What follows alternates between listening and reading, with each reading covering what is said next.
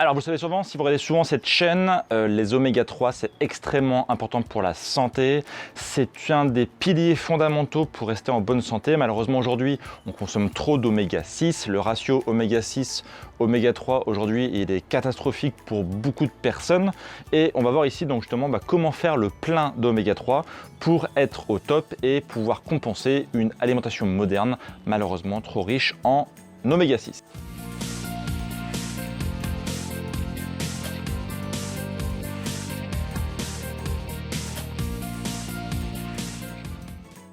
Salut. T'as rien à dire? Tu t'en fous? Ouais, tu t'en fous en fait.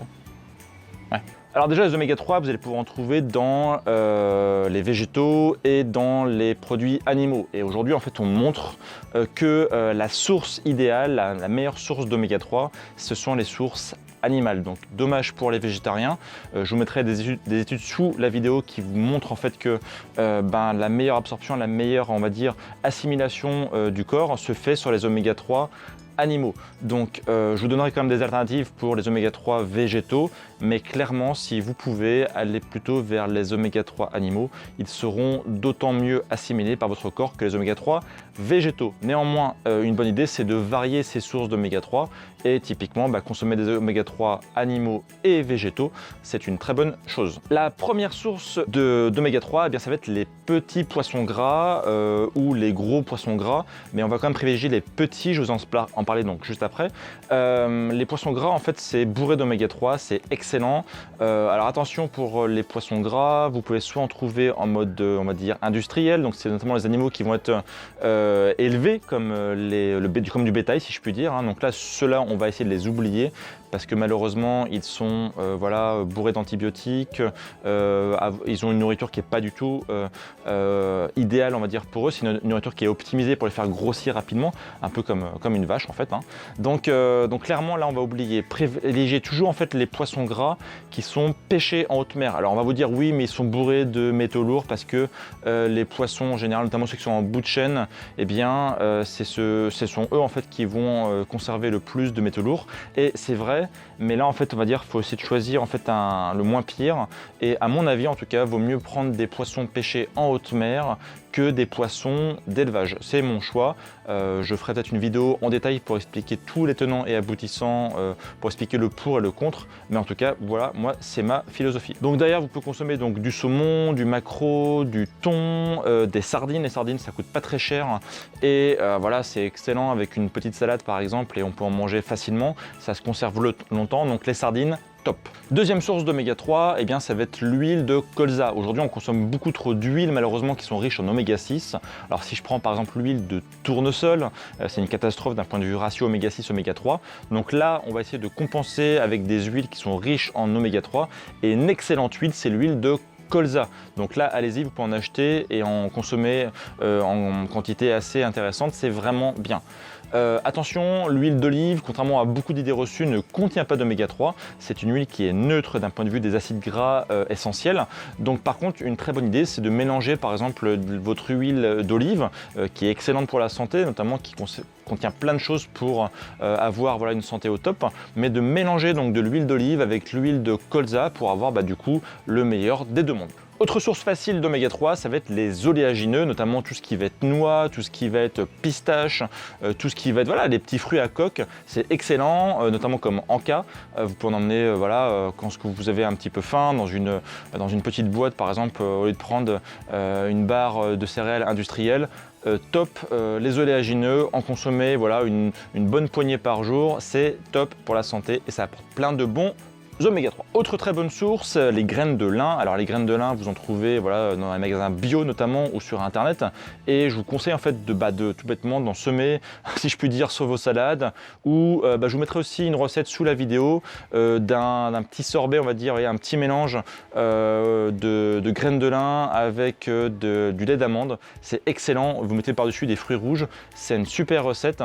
Vous la trouvez sur le site de Bimou. Je vous la mettrai donc sous la vidéo.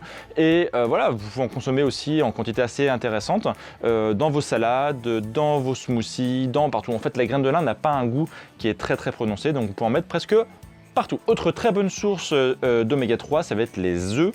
Alors là, j'avais fait une vidéo là-dessus il n'y a pas très longtemps sur justement les œufs et les différences entre mauvais et bons œufs.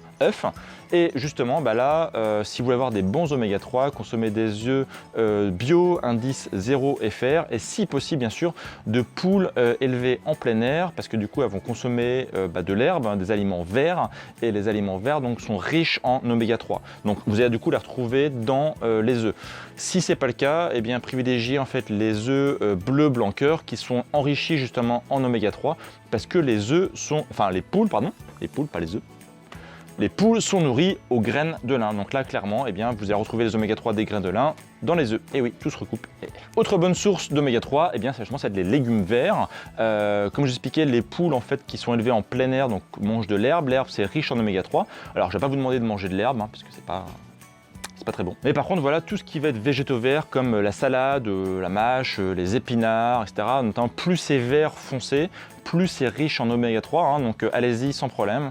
Consommez régulièrement des légumes verts, si possible sans les cuire, parce que la cuisson du coup détruit les oméga 3. Donc c'est pour ça qu'il faut privilégier les salades, et du coup vous aurez ici tout ce qu'il faut pour avoir une bonne source d'oméga 3. Et en plus, si vous mettez des graines de lin et des œufs, là...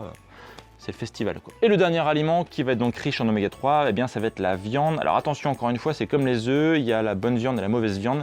Ici, on ne va parler que de la viande issue d'animaux élevés en plein air et si possible qui reçoivent très peu d'oméga 6. Donc c'est-à-dire idéalement des animaux qui ne consomment que de l'herbe. Alors à pas se mentir, c'est extrêmement rare, voire quasiment inexistant en France. Alors il existe quand même quelques éleveurs qui élèvent leurs animaux uniquement à l'herbe, notamment c'est le cas du bœuf d'herbe. Donc là pareil, je vous mettrai les références sous la vidéo. J'ai d'ailleurs interviewé en fait Pierre Inard, qui est donc le créateur du bœuf d'herbe. Donc là pareil, je mettrai l'interview de Pierre Inard qu'on avait fait avec Blandine il y a quelques temps. Et là, donc voilà, quand vous mangez de la viande d'animaux qui ont mangé toute leur vie quasiment que de l'herbe, et bien en fait les bons oméga 3 de l'herbe vont se retrouver dans la viande, et là vous allez en consommer d'excellente qualité avec un niveau d'absorption super intéressant. Inversement, si vous consommez de la viande industrielle, donc c'est-à-dire de la viande issue d'animaux qui ont été élevés en batterie et notamment enrichis, qui ont été nourris avec des céréales, je rappelle que les céréales sont plutôt riches en oméga 6, et bien vous allez avoir une viande qui va être riche en oméga 6 et du coup très mauvaise pour la santé, notamment la santé cardiovasculaire. Donc c'est pour ça que lorsqu'on lit beaucoup d'études sur la viande, on lit que la viande est cancérigène, la viande c'est dangereux pour la santé. En fait c'est faux, c'est la viande industrielle et pas la viande justement d'animaux élevés en plein air. Là c'est comme les œufs, on a deux aliments qui sont complètement différents, à l'opposé si je puis dire. Donc là clairement on choisira toujours si possible des animaux élevés en plein air. Donc voilà, j'espère que la vidéo vous a plu, n'hésitez pas à la liker et à la partager si elle vous a plu. Pensez aussi à vous abonner à la chaîne YouTube de Bimove, je vais très prochainement publier encore plus de vidéos, et si vous voulez aller plus loin pour savoir justement comment bien manger, j'ai fait une formation d'1 heure où je vous prends par la main et je vous explique comment avoir une alimentation santé au top, notamment en appliquant le modèle paléo. Et si ça vous intéresse, donc je vous ai mis le lien juste en dessous, voilà, et vous pourrez donc du coup en savoir plus, c'est gratuit, n'hésitez pas à y avoir accès, et moi je vous retrouve donc très vite pour de prochaines vidéos, et d'ici là bien sûr, prenez soin de vous, ciao.